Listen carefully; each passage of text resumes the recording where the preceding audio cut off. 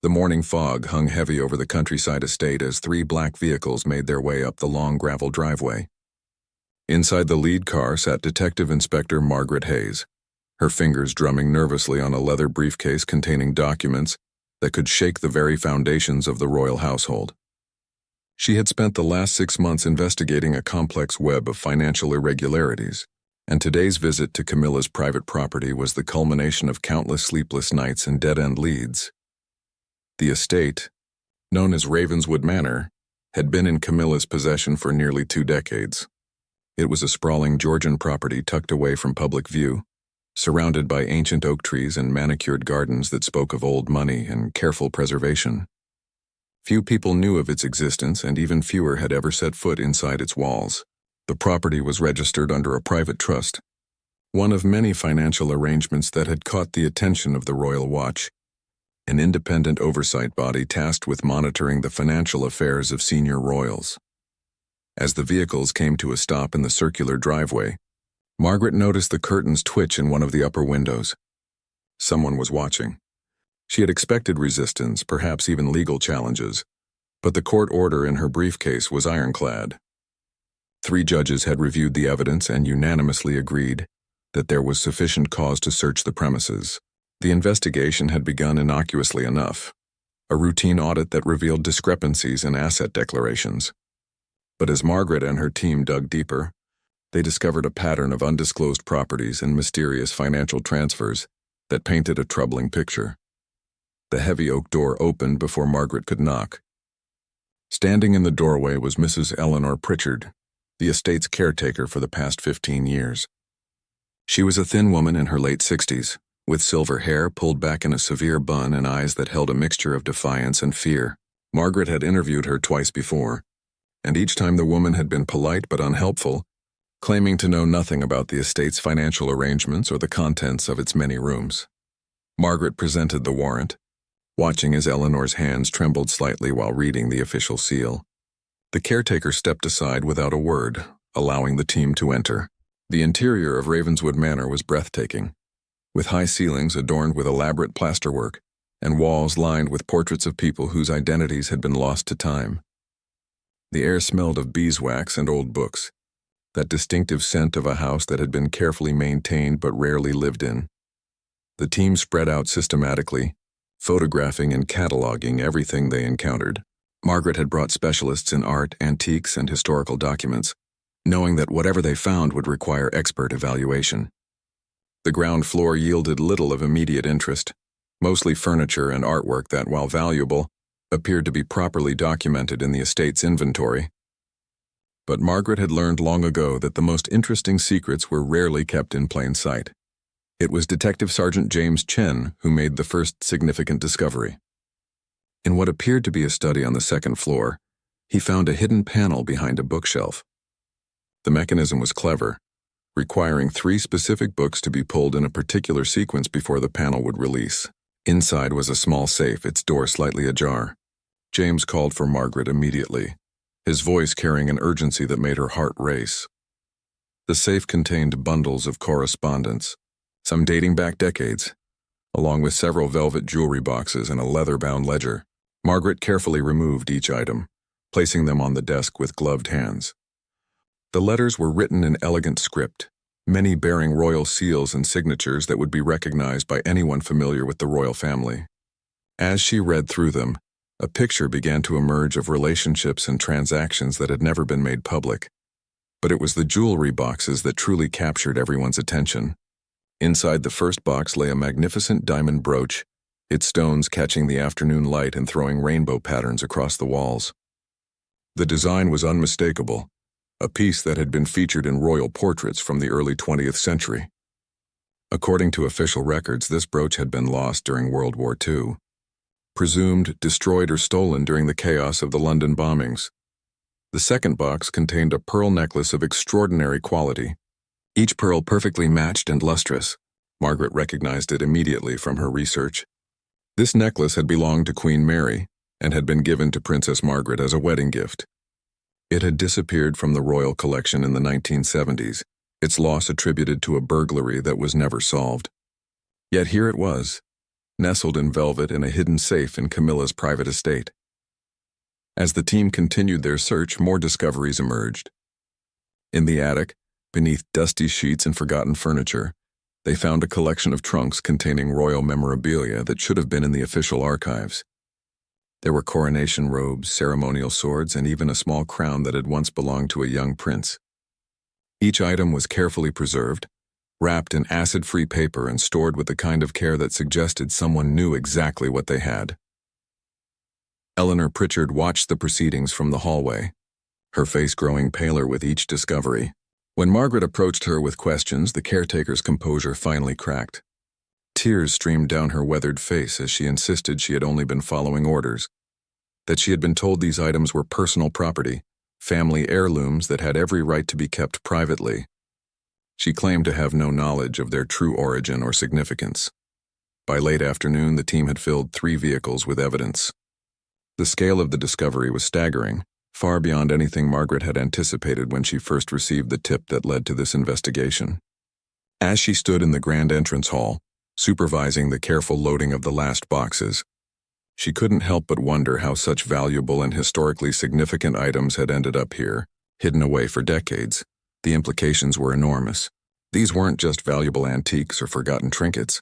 These were pieces of national heritage, items that belonged in museums or royal collections, items that had been mourned as lost by historians and the public alike.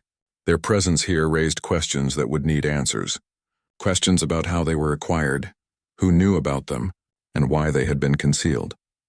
As the convoy prepared to leave, Margaret took one last look at Ravenswood Manor. The sun was setting, casting long shadows across the perfectly maintained grounds.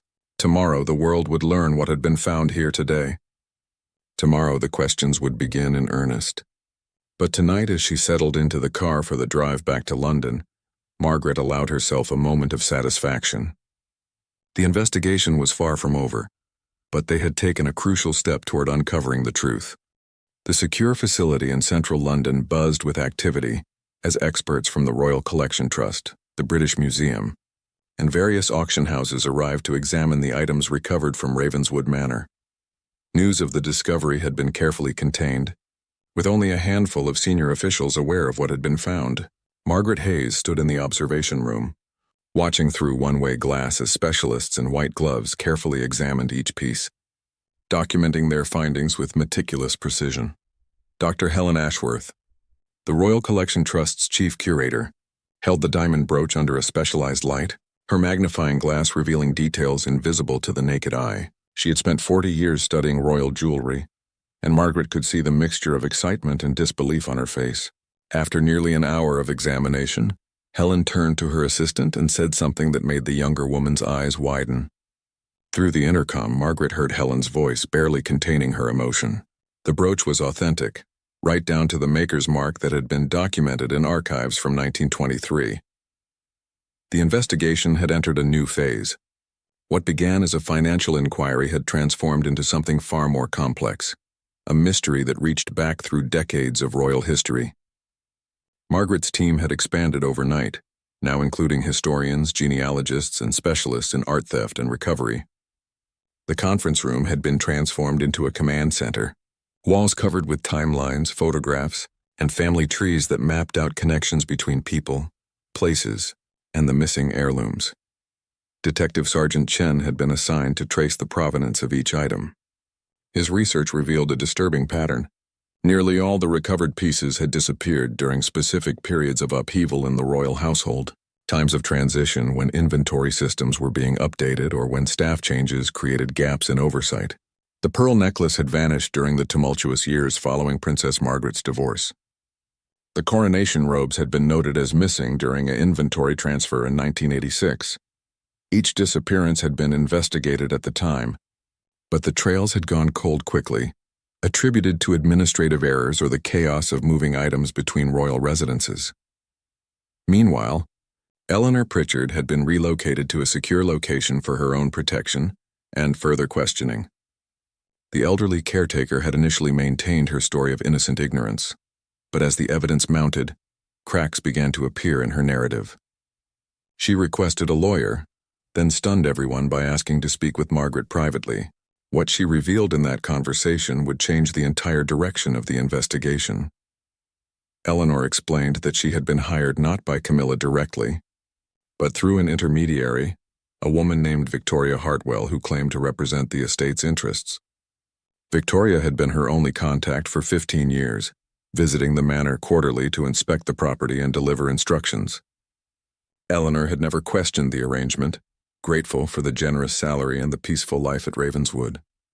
She described Victoria as elegant and educated, probably in her 70s now, with a refined accent and an air of authority that made questioning her seem inappropriate. The name Victoria Hartwell sent the investigative team scrambling through databases and archives. What they discovered was surprising. Victoria Hartwell was not connected to Camilla's known associates or staff. Instead, she appeared to be a retired royal lady in waiting, someone who had served in the household during the 1960s and 70s. She had been close to several senior royals and would have had access to private residences and storage facilities. More importantly, she would have known the value and significance of the items now locked in the evidence room. Margaret dispatched a team to locate Victoria immediately. They found her in a modest cottage in the Cotswolds, living quietly under her married name. When officers arrived at her door, the elderly woman showed no surprise, almost as if she had been expecting them. She invited them in for tea, a gesture that seemed both surreal and quintessentially British given the circumstances. Victoria was 82 years old, impeccably dressed even at home, with sharp eyes that missed nothing. In her sitting room, surrounded by photographs of her decades in royal service, Victoria told a story that no one had anticipated. She had not stolen the heirlooms. She had rescued them. In the chaotic years of the 1970s and 80s, she explained, when royal finances were being scrutinized and reforms were being implemented, decisions were being made to sell off or dispose of items deemed surplus to requirements. Some pieces were being undervalued or misidentified, at risk of being lost forever to private collectors or broken up for their components. Victoria described how she had watched in horror as historically significant items were being cataloged for disposal. She had tried to raise concerns through proper channels, but her warnings were dismissed by officials who viewed her as an interfering old woman, clinging to the past. So she took matters into her own hands. Working with a small network of trusted staff members, she began quietly removing items that she believed were too important to lose, storing them safely until a time when their value would be properly recognized. The confession was delivered with such calm certainty that Margaret found herself uncertain whether she was dealing with a criminal or a misguided preservationist. Victoria produced boxes of documentation, letters she had written to various officials over the years, all ignored or dismissed. She had kept meticulous records of every item removed, including photographs, descriptions, and historical research proving their significance. Her cottage contained filing cabinets full of evidence that she had been trying to protect royal heritage, not steal it. But this raised a crucial question that Victoria either could not or would not answer. How did these items end up at Camilla's estate? Victoria insisted that she had arranged for their storage at various locations over the years, moving them when necessary to ensure their safety. She had used her connections and resources to secure these locations, always intending to eventually reveal their existence when the time was right. Ravenswood Manor was just one of several properties she had utilized, chosen because it was secure, private, and under the control of someone she believed would eventually ensure their proper return to the collection. When asked directly if Camilla knew about the heirlooms, Victoria paused, choosing her words carefully. She stated that certain arrangements had been made, agreements reached, but declined to elaborate further without speaking to her solicitor. It was a non-answer that answered everything and nothing, leaving Margaret with more questions than before. Was Camilla an unwitting participant, merely providing storage space as a favor, or had she been fully aware of what was hidden in her property? The media was beginning to sense that something significant was happening. Reporters had noticed the increased security around the Royal Collection Trust offices, and the unusual number of experts being called in for consultations. Palace officials issued a brief statement acknowledging an ongoing investigation into historical inventory records, but provided no details. Behind the scenes, however, panic was setting in. Senior advisors were urgently trying to determine the scope of the situation and how to manage the public relations disaster that seemed inevitable. Margaret returned to Ravenswood, manner with a larger team and more sophisticated equipment. If Victoria was telling the truth about multiple storage locations, there might be more hidden rooms or safes they had missed. Ground-penetrating radar revealed several anomalies beneath the manor, and structural experts identified modifications to the building that created additional concealed spaces. Over the next 3 days, they discovered 2 more hidden rooms, one behind a false wall in the wine cellar and another beneath the conservatory floor. These new discoveries yielded even more treasures. There were paintings that had been considered lost, miniature portraits of long-dead royals, jewelry pieces that had belonged to Queen Victoria, and even personal letters written by King Edward VII. The inventory grew daily, and with each new item, the historical significance of the recovery became more apparent. These were not just valuable objects, but pieces of history that illuminated the personal lives of the royal family across generations. The pressure from the palace had become unbearable. Margaret received daily calls from senior officials demanding updates, wanting to know when the investigation would conclude and how the findings would be presented to the public. There was desperation in their voices, a fear that whatever was uncovered might damage the monarchy's reputation irreparably.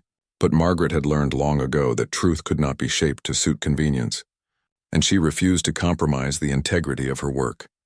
Dr. Ashworth had assembled a team of historians to research each recovered item, tracing their journeys from creation to disappearance. What emerged was a fascinating and troubling picture of how the royal collection had been managed over the decades. The lack of consistent inventory systems, the frequent moves between residences and periods of war and social upheaval, had created perfect conditions for items to slip through the cracks. But the sheer number of missing pieces suggested something more systematic than simple administrative oversight. A breakthrough came from an unexpected source. Among Victoria Hartwell's papers, researchers found correspondence with a man named Geoffrey Thornton, who had served as a senior steward in the royal household during the 1970s.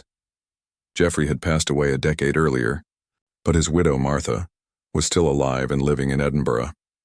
When contacted, Martha revealed that her husband had kept extensive diaries throughout his career, documents she had preserved but never read completely, finding them too painful after his death.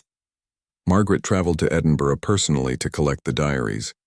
Martha Thornton lived in a neat terraced house filled with memories of her late husband's service. She was a gracious host, offering tea and biscuits while explaining that Geoffrey had been a devoted servant of the crown, but his later years had been marked by frustration and disillusionment. He had witnessed changes in the royal household that troubled him deeply, though he had never explained the details to his wife. The diaries were a revelation. Geoffrey had documented in careful detail meetings where decisions were made to dispose of items from the collection. He described pressure from financial advisors to reduce the size of the royal holdings, to streamline and modernize. But Geoffrey's entries revealed his suspicion that some items were being deliberately undervalued or mislabeled to facilitate their removal from inventory. He had written about confronting his superiors only to be told to mind his own business and focus on his assigned duties. More significantly, Geoffrey had documented his conversations with Victoria Hartwell. The two had formed an alliance, both concerned about what they saw as a systematic looting of the royal heritage under the guise of modernization. Geoffrey's diaries contained lists of items he and Victoria had identified as particularly at risk, along with coded notes about their plans to preserve them. Reading between the lines, Margaret could see that they had developed a network of sympathetic staff members who helped move items to secure locations. But there was another name that appeared repeatedly in the diaries: Lady Ashfield, a senior member of the royal household who seemed to be orchestrating the disposal of items. Geoffrey described her as charming but ruthless, someone who wielded considerable influence behind the scenes. His entries suggested that Lady Ashfield was not acting alone, but was following directives from someone even higher up in the household hierarchy. Margaret's team began investigating. Lady Ashfield's background: born Patricia Montague, she had married into minor nobility and worked her way into royal service through connections and charm. She had held various positions over 3 decades, always seeming to be present during periods of significant change. Most intriguingly, she had retired suddenly in 1989, just months after Geoffrey Thornton had filed a formal complaint about missing inventory items. The complaint had been investigated and dismissed, attributed to Geoffrey's poor record-keeping.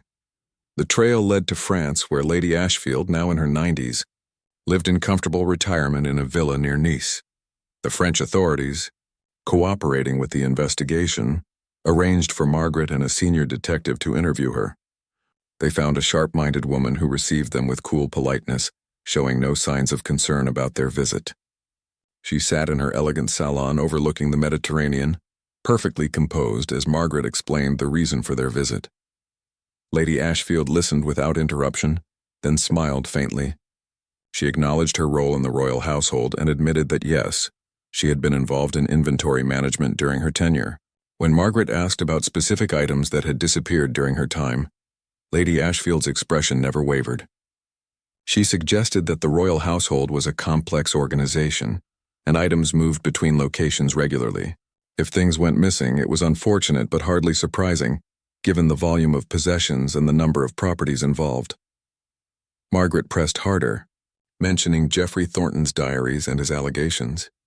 Lady Ashfield's composure slipped momentarily. She dismissed Geoffrey as a troublemaker who had never understood the realities of managing a modern royal household.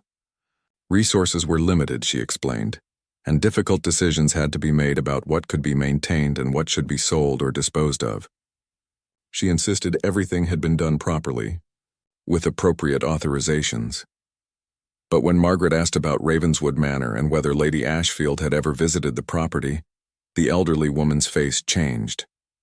She stood abruptly, declaring the interview over and demanding that any future questions be directed through her solicitor. As Margaret and her colleague were shown out, they noticed Lady Ashfield making phone calls, her voice urgent despite the closed door.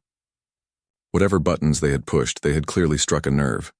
Back in London, the investigation took another turn when a junior researcher made a startling discovery in the palace archives. Buried in financial records from the 1980s were documents showing significant payments made to offshore accounts, payments authorized by Lady Ashfield and countersigned by senior officials. The amounts were substantial, described vaguely as consulting fees or service payments, but when cross-referenced with the timeline of missing heirlooms, a pattern emerged that was too consistent to be coincidental. Margaret assembled her core team for a late-night briefing. The evidence was beginning to tell a clear story, though many pieces were still missing. It appeared that Lady Ashfield had been selling off royal heirlooms, likely with the knowledge and possibly the participation of others in the household. Victoria Hartwell and Geoffrey Thornton had discovered this scheme and had worked to rescue items before they could be sold. But Ravenswood Manor's role in the story remained unclear. The next morning brought a surprise visitor to Margaret's office. A lawyer representing an unnamed client requested a confidential meeting. Margaret agreed, curious about who might be reaching out at this stage. The lawyer was young but professional, carrying a leather portfolio that she opened with deliberate care. Inside were documents that her client wished to provide to the investigation, information that would, she claimed, clarify many outstanding questions. The documents revealed that Ravenswood Manor had been purchased specifically to serve as a secure storage facility for items rescued from the royal collection. The purchase had been financed through a trust established by several concerned individuals, including Victoria Hartwell, Geoffrey Thornton, and others whose names Margaret recognized from the palace staff lists. The trust had been created with the explicit purpose of preserving royal heritage until such time as the items could be safely returned to official custody.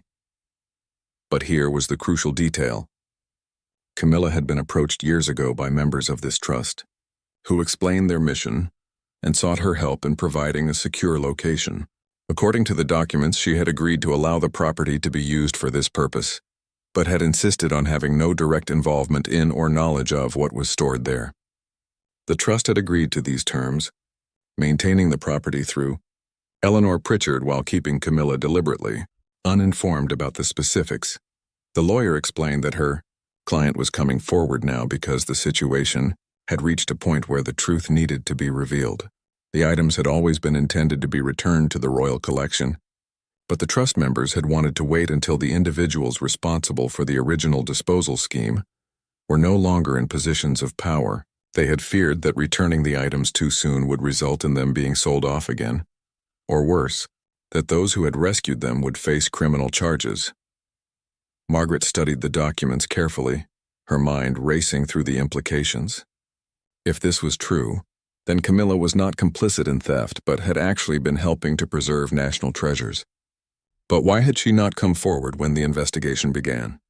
The lawyer anticipated the question, explaining that her client had legal concerns about the complexity of the situation and had needed time to consult with advisors about how to proceed without causing further damage to the monarchy's reputation. As the meeting concluded, Margaret asked the identity of the lawyer's client. The young woman hesitated, then stated that her client preferred to remain anonymous for now but would be willing to provide a full statement once immunity from prosecution was guaranteed. Margaret made no promises, but she understood the delicate position everyone was in. This was no longer just about missing heirlooms. It was about institutional corruption, cover-ups, and the lengths people would go to protect both heritage and reputation. The palace was in crisis mode. Behind the ornate gates and pristine facades, senior advisors engaged in heated debates about damage control and strategy. They had underestimated Margaret Hayes, assuming she would be satisfied with recovering the heirlooms and closing the case quietly. Instead, she was digging deeper, following trails that led to uncomfortable truths about how the royal household had been managed for decades. Emergency meetings were called, lawyers consulted, and historians brought in to assess the potential fallout. Margaret received a formal summons to meet with Sir Christopher Wainwright, the Lord Chamberlain and head of the royal household. The meeting took place in his private office, a room that had witnessed centuries of royal business. Sir Christopher was an imposing figure in his 60s, with silver hair and the bearing of someone accustomed to authority. He offered Margaret tea, a civilized gesture that barely masked the tension in the room. He began by acknowledging the thorough work of her investigation and expressing appreciation for the recovery of the lost heirlooms. Then his tone shifted. He spoke of the delicate nature of the monarchy, the importance of public confidence, and the potential damage that could come from dwelling too much on past administrative failures. He suggested that perhaps it was time to focus on celebrating the recovery rather than pursuing questions about how the items came to be missing in the first place. Margaret listened politely, then responded with quiet firmness. The investigation had uncovered evidence of criminal activity, she explained, including what appeared to be systematic theft and sale of national treasures. She had a duty to follow the evidence wherever it led, regardless of how uncomfortable that might be for certain institutions. Sir Christopher's expression hardened, and for a moment the room filled with icy silence. What happened next surprised Margaret. Sir Christopher stood and walked to a portrait on the wall, gazing at it for a long moment before speaking. He admitted that there were things about the royal household's past that were deeply troubling, decisions made that he personally disagreed with but had been powerless to prevent. He was relatively new to his position, having taken over just 5 years earlier and had inherited a system with long-standing problems. He assured Margaret that he wanted the truth to emerge, but he asked for discretion in how it was revealed, to protect innocent individuals and the institution itself. Margaret agreed to keep him informed of major developments, but she made no promises about softening her findings. As she left the palace, she felt the weight of what she was dealing with. This was not just a criminal investigation anymore. It was a battle between truth and preservation of reputation, between justice and political expediency. Detective Chen had been working on tracking the offshore accounts that had received payments during Lady Ashfield's tenure.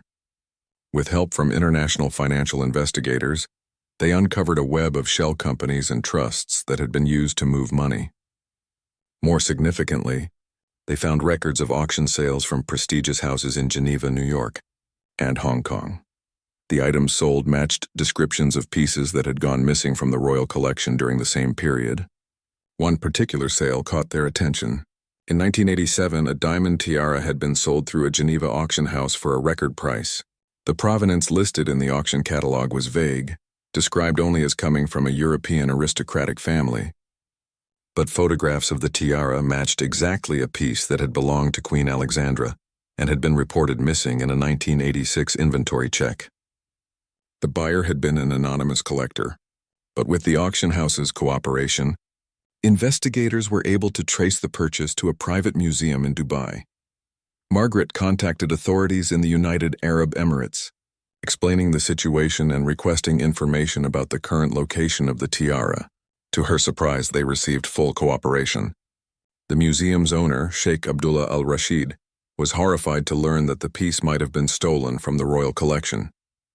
He had purchased it in good faith, believing it to be legitimately sold by its rightful owners.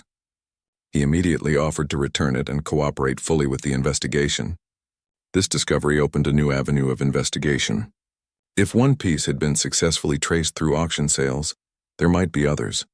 Margaret expanded her team to include specialists in art market investigation, people who understood the shadowy world of high-end antiquities and luxury goods trading. They began systematically checking auction records from the 1980s and 90s, looking for items that matched descriptions of missing royal pieces. The results were staggering.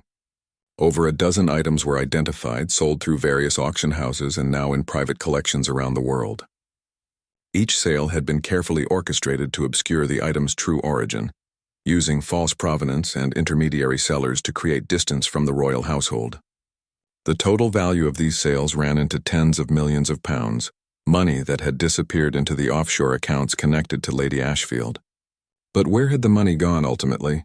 Chen followed the trail through layers of corporate ownership and trust arrangements. Some funds had been distributed to various accounts belonging to individuals whose names Margaret was beginning to recognize, former senior staff members and officials who had held positions during the relevant period.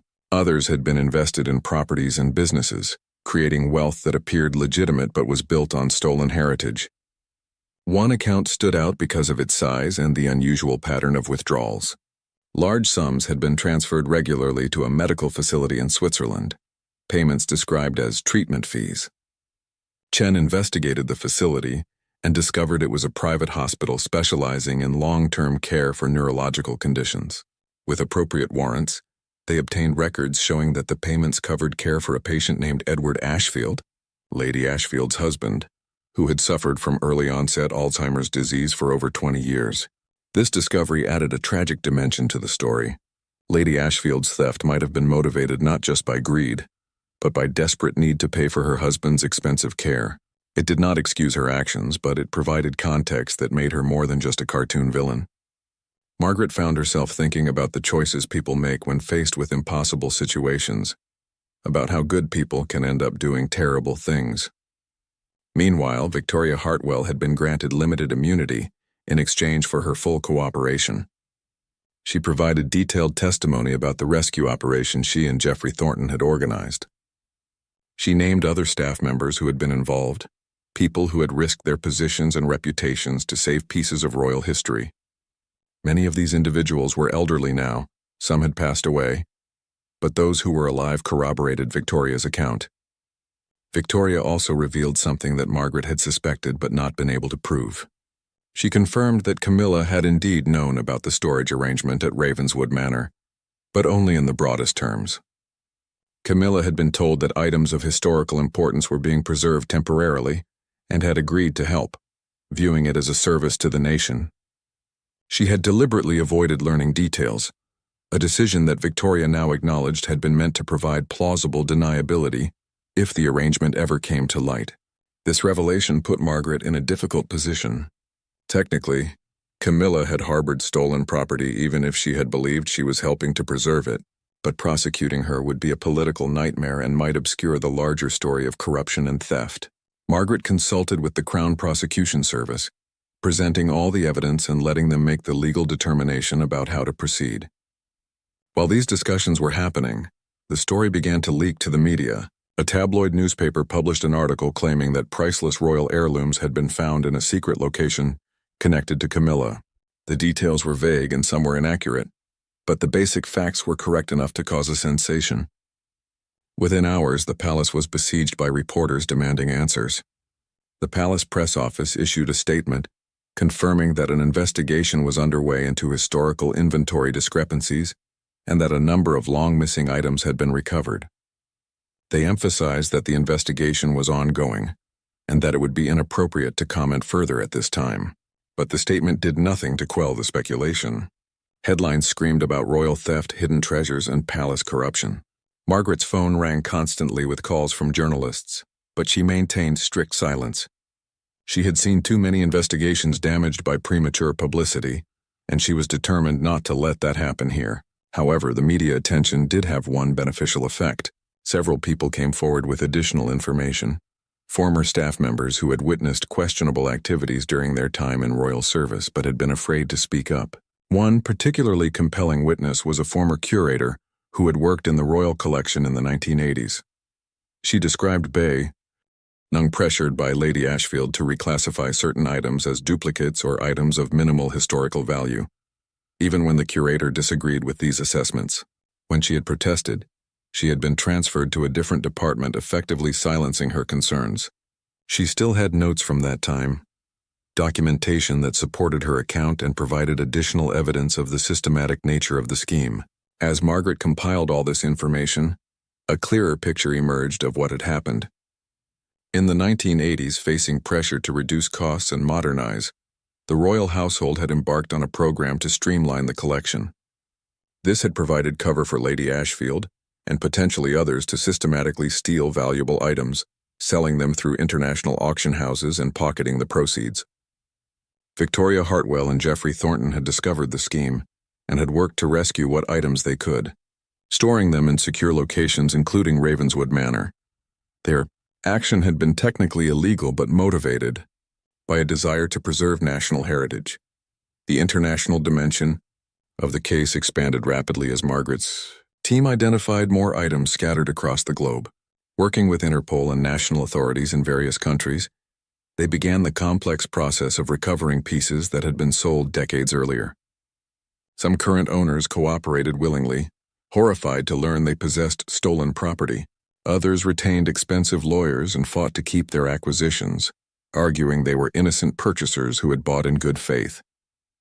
A particularly challenging case involved a collection of miniature portraits that had been purchased by a prominent American businessman in the early 1990s. The paintings depicted various members of the royal family from the Victorian era and were considered irreplaceable examples of a particular artist's work. The businessman, now in his 80s, claimed he had purchased them through a reputable London dealer who had assured him of their legitimate provenance. He had displayed them proudly in his mansion for decades, never suspecting their true origin. Margaret flew to New York to meet with the collector and his legal team. The negotiation was delicate, balancing the need to recover stolen property with respect for someone who appeared to have been an unwitting victim of the scheme. After several days of discussion, an agreement was reached. The businessman would return the portraits in exchange for recognition of his innocence and compensation for what he had originally paid. It set a precedent that would be used in similar cases with other collectors. Back in Britain, the political pressure intensified. Members of Parliament began asking questions about the investigation, some demanding swift action, and others urging caution about damaging the monarchy's reputation. The Prime Minister issued a statement supporting the investigation, while emphasizing the importance of the royal family to British national identity. It was a carefully worded balance that pleased no one completely, but kept the government from being drawn too deeply into the controversy. Lady Ashfield's lawyers released a statement denying all allegations of wrongdoing. They claimed their client had acted properly throughout her career, and that any suggestion otherwise was a malicious attempt to tarnish her reputation. The statement was forceful, but Margaret noted that Lady Ashfield herself had not given any interviews or made any public appearances. Her lawyers were clearly keeping her out of sight, probably advising her to say nothing that might be used against her. The evidence against Lady Ashfield continued to mount. Financial records showed that she had lived far beyond her official salary would have allowed, maintaining expensive properties and a lifestyle inconsistent with her legitimate income. Some of the offshore accounts had been traced directly to her control, and investigators had found documentation showing her authorization of item sales. The case was strong enough that the Crown Prosecution Service decided to proceed with formal charges. The decision to charge a former senior member of the royal household was unprecedented in modern times. It required consultations at the highest levels of government and careful consideration of constitutional implications. When the charges were finally announced, they included theft, fraud, and conspiracy to defraud.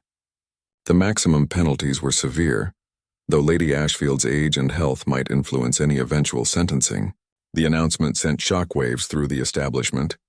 Many who had known Lady Ashfield during her career expressed disbelief, describing her as dedicated and trustworthy.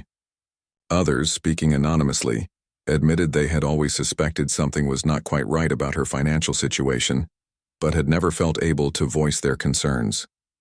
The case became a Rorschach test for people's views on the monarchy, accountability, and how the wealthy and powerful were treated by the justice system. Meanwhile, Victoria Hartwell emerged as an unlikely hero in public perception. Media coverage of her role in rescuing the heirlooms portrayed her as a brave whistleblower who had risked everything to protect national treasures. She gave a carefully controlled interview to a major newspaper, explaining her motivations and expressing regret that her actions had technically violated the law.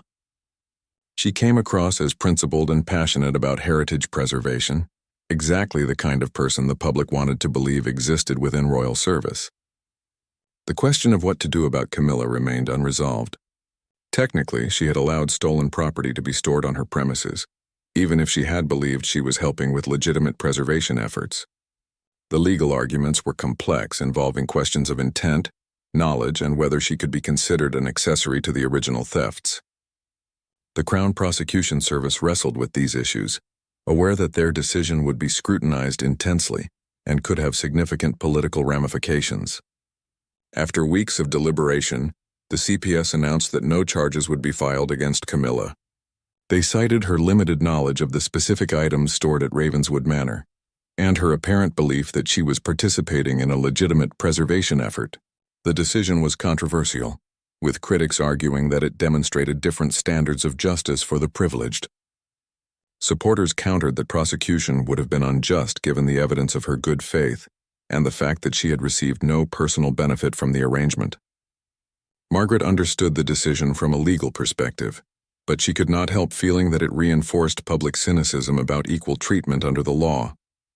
She kept these thoughts private, focusing instead on the aspects of the case where justice could be more clearly served. Lady Ashfield would face trial, and efforts to recover sold items would continue. Those were concrete outcomes that did not depend on political calculations. The recovered heirlooms were formally returned to the royal collection. In a private ceremony attended by senior palace officials and representatives from various museums and heritage organizations, Dr. Ashworth gave a presentation on the significance of the recovered items, explaining their historical importance and the holes their absence had left in understanding royal history. Several pieces would be conserved and eventually displayed publicly, giving people a chance to see treasures that had been hidden for decades. Geoffrey Thornton was posthumously recognized for his efforts to protect the royal heritage. His widow, Martha, attended a ceremony where his role was acknowledged and his diaries were accepted into the royal archives as important historical documents. She spoke briefly, her voice trembling with emotion as she described her late husband's dedication and the toll his concerns had taken on him in his final years. It was a bittersweet vindication of a man who had died believing his warnings had been ignored. The trust that had financed Ravenswood Manor was dissolved, its mission accomplished now that the items had been returned to official custody. The property itself remained in legal limbo, with questions about its future ownership unresolved. Some suggested it should be sold and the proceeds donated to heritage preservation. Others argued it should be maintained as a reminder of the complex story it represented. For now, it stood empty, Eleanor Pritchard having retired with a pension arranged through a settlement. Margaret submitted her final report to the Royal Watch, a document running to several hundred pages detailing every aspect of the investigation. It documented the systematic theft of royal heirlooms, the corruption that had enabled it, and the unlikely group of individuals who had worked to preserve what they could. The report made recommendations for improving inventory controls, strengthening oversight, and creating mechanisms for staff to report concerns without fear of retaliation. Reading through her final report before submission, Margaret reflected on what the investigation had revealed. It was not a simple story of good versus evil, but a complex tale of human motivation, institutional failure, and the power of heritage to inspire both greed and dedication. Lady Ashfield had stolen from the nation, motivated by financial need and perhaps simple greed. Victoria Hartwell had broken the law to preserve what she believed was being carelessly destroyed. Both had operated in shadows, Both had believed their actions were justified, yet their choices had led to vastly different moral outcomes. The investigation had also exposed uncomfortable truths about how institutions protect themselves. All complaints about missing items had been dismissed or covered up, allowing the theft to continue for years. People who had raised concerns had been silenced or sidelined. It took an outside investigation to break through the layers of institutional defensiveness and uncover what had really happened. Margaret wondered how many other secrets remained buried in the royal household and other prestigious institutions, hidden behind walls of tradition and deference. As she prepared to move on to her next assignment, Margaret received an unexpected letter. It was from Sir Christopher Wainwright, thanking her for her thorough work and acknowledging that the investigation, while difficult, had been necessary. He wrote that the royal household was implementing all her recommendations and creating new oversight mechanisms to prevent similar problems in the future. It was a gracious letter, though Margaret noted it carefully avoided any admission of past institutional failures. Some things, it seemed, remained too sensitive to acknowledge explicitly. The trial of Lady Patricia Ashfield became one of the most closely watched legal proceedings in British history. Every seat in the courtroom was filled each day, with journalists from around the world covering every detail. Lady Ashfield appeared frail and elderly as she entered the dock, a stark contrast to the powerful figure she had once been in the royal household. Her defense team argued that she had been a dedicated servant who had made terrible choices under the pressure of mounting medical bills for her husband's care. The prosecution presented a devastating case. They showed documentation of deliberate theft spanning over a decade, systematic sale of priceless items, and elaborate efforts to conceal the crimes. Financial experts testified about the millions of pounds that had flowed through offshore accounts under Lady Ashfield's control. Auction house representatives described how she had used intermediaries to sell items while obscuring their true origin. The weight of evidence was overwhelming. Former colleagues testified about Lady Ashfield's behavior during her time in royal service. Some described her as charming and efficient, someone who seemed devoted to her work. Others, speaking more cautiously, admitted they had noticed inconsistencies but had not felt able to question someone of her seniority. Geoffrey Thornton's diaries were entered as evidence, his detailed notes providing a contemporary record of suspicions and concerns that had been dismissed at the time. The defense attempted to paint Lady Ashfield as a desperate woman, driven to crime by impossible circumstances. They presented evidence of her husband's illness and the astronomical costs of his care in Switzerland. Medical experts testified that his condition had required round-the-clock specialized treatment, costing hundreds of thousands of pounds annually. They argued that Lady Ashfield had exhausted her legal options and savings before turning to theft, portraying her actions as the result of desperation rather than greed. But the prosecution countered effectively, pointing out that Lady Ashfield had continued stealing and selling items long after her husband's medical costs could have been covered. They showed that she had accumulated substantial personal wealth, purchasing properties and luxury goods far beyond what would have been necessary for medical care alone. The argument that she was a tragic figure driven by necessity crumbled under the weight of evidence showing systematic enrichment. After 3 weeks of testimony, the jury deliberated for 2 days before returning guilty verdicts on multiple counts of theft and fraud. The conviction was a landmark moment. A senior figure from the royal household held accountable for crimes committed while in a position of trust. Lady Ashfield showed no visible reaction as the verdicts were read, sitting with rigid composure as her world collapsed around her. Sentencing took place 2 weeks later. The judge acknowledged Lady Ashfield's age and the genuine medical crisis that had initially motivated her crimes, but emphasized the severity of her actions and the betrayal of trust they represented. She was sentenced to 6 years' imprisonment, though with the possibility of early release due to her age and health. As she was led from the courtroom, photographers captured images of a broken woman, a fall from grace that would be studied and discussed for years to come. The conviction brought some closure, but many questions remained about who else might have been involved or aware of the scheme. Several other former officials were investigated, but in most cases evidence was insufficient to bring charges. Some had clearly profited from questionable arrangements, but proving direct involvement in theft proved difficult without documentary evidence or witness testimony that could overcome reasonable doubt. Victoria Hartwell maintained her immunity agreement and was never charged with any crime. Public opinion remained divided about her actions. Some viewed her as a hero who had saved national treasures at great personal risk. Others argued that her theft, even if motivated by preservation rather than profit, had still been theft and should not be excused. Victoria herself seemed troubled by the attention, giving no further interviews and withdrawing to private life after her testimony in the Ashfield trial. The recovered heirlooms went through extensive conservation and cataloging. Dr. Ashworth and her team worked carefully to restore pieces that had been damaged or deteriorated during their long concealment. Each item was photographed, measured, and documented in detail. The historical research associated with the recovery produced several academic papers and updated entries in the official catalog of the Royal Collection. Future historians would have access to information that had been lost or obscured for decades. A major exhibition was planned to display the recovered items to the public. It would tell the story of their disappearance and recovery, using the artifacts themselves to illustrate broader themes about heritage preservation, institutional accountability, and the dedicated individuals who had worked to protect these treasures. The exhibition would travel to museums across Britain, giving people throughout the country a chance to see pieces that had been hidden away during their lifetimes. Ravenswood Manor was eventually sold at auction, with proceeds divided between the trust that had purchased it and various heritage preservation charities. The sale attracted significant attention, with the property's role in the story adding to its appeal. A wealthy art collector purchased it, planning to restore it and eventually open it to limited public tours. The manor's place in history had been secured, though not in the way anyone had anticipated when it was first purchased decades earlier. Eleanor Pritchard lived quietly in retirement, granting one final interview in which she expressed mixed feelings about her role in the story.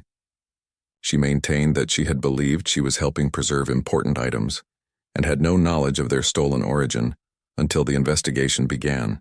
Whether this was entirely true remained unclear, but no evidence suggested she had profited personally or been part of the original theft scheme. She remained a minor footnote in the larger story, a caretaker who had unknowingly guarded stolen treasures.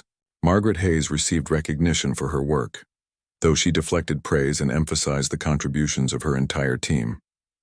The investigation had consumed 18 months of her life and had required navigating political pressures, legal complexities, and public scrutiny, unlike anything she had experienced before. She returned to her regular duties, but colleagues noticed she seemed changed by the experience, more aware of the ways institutions could fail and the courage required to hold them accountable. The palace implemented sweeping reforms to inventory management and oversight.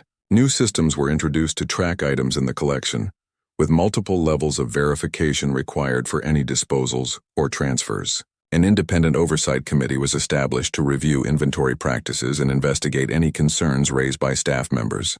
Whether these reforms would prevent future problems remained to be seen, but they represented a genuine attempt to learn from the failures that had enabled decades of theft.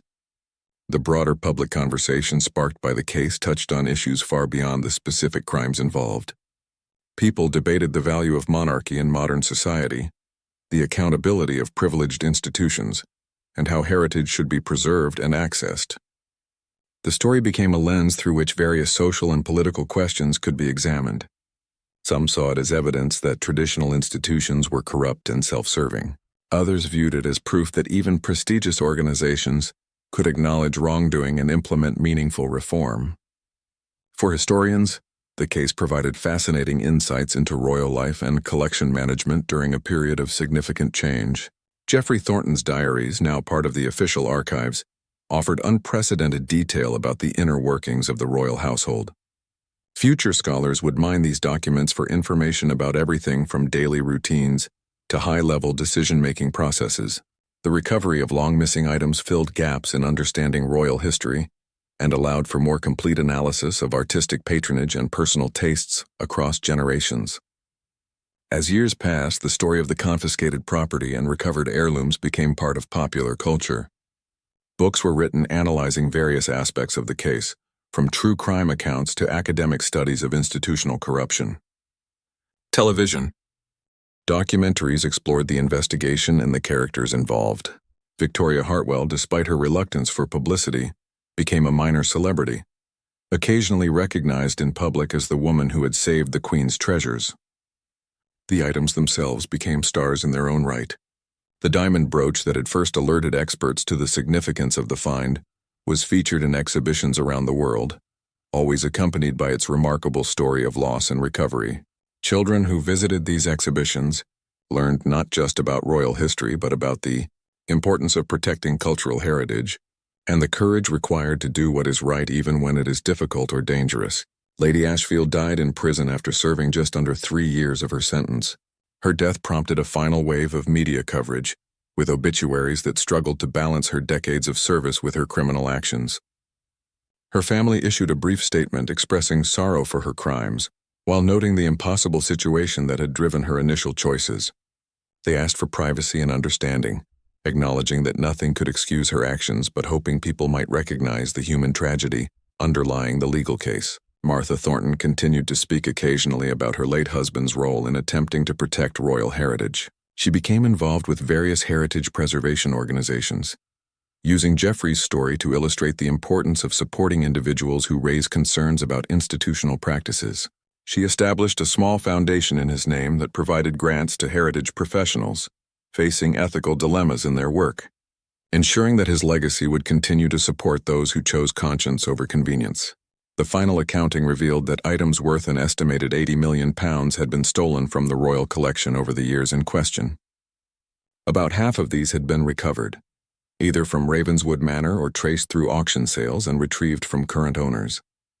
The remainder were presumed lost forever, likely sold to private collectors who would never come forward or to individuals who had since resold them, breaking any chain of provenance that might allow recovery. Margaret Hayes eventually wrote her own account of the investigation, a detailed but readable book that became a bestseller. She used her platform to advocate for stronger protections for cultural heritage and better support for whistleblowers in all industries.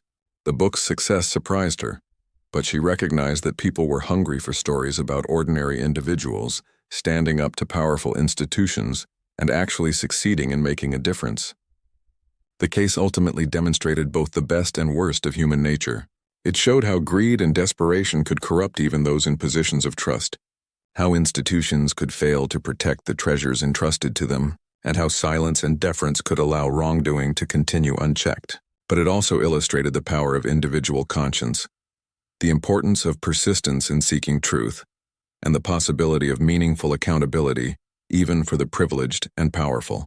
Years later, visitors to royal palaces and museums throughout Britain could see items whose placards noted they had been recovered after decades of concealment. These small notations told a larger story about heritage, integrity, and the ongoing work required to preserve the past for future generations. The recovered heirlooms had not just been restored to their proper places in collections.